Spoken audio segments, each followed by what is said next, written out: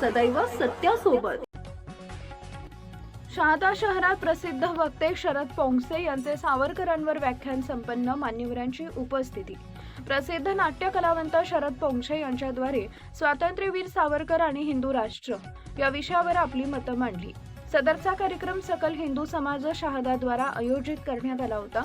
सदरच्या कार्यक्रमासाठी अजय शर्मा, राजा साळी, दिनेश नेरपगार, नरेंद्र कुलकर्णी, संजय कासोदेकर तसेच अनेक हिंदू कार्यकर्त्यांनी परिश्रम घेतले होते। यावेळी आपले मत मांडताना शरद पोंक्षे यांनी सांगितले की हिंदू म्हणजे हीन वस्तूंपासून दूर राहणारा समाज, मग तो कुणीही असो, तो हिंदू। आज भारतात 80% असलेला हिंदू समाज 18 विभागांमध्ये विभागून प्रत्येकी 5च उरलेला आहे।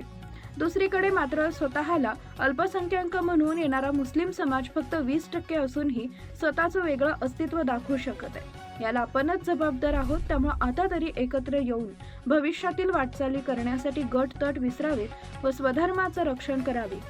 कार्यक्रमाची सांगता वंदे मातरम राष्ट्रगीतानं करण्यात आली। आयोजकांनी सगळ्यांचे आभार मानले।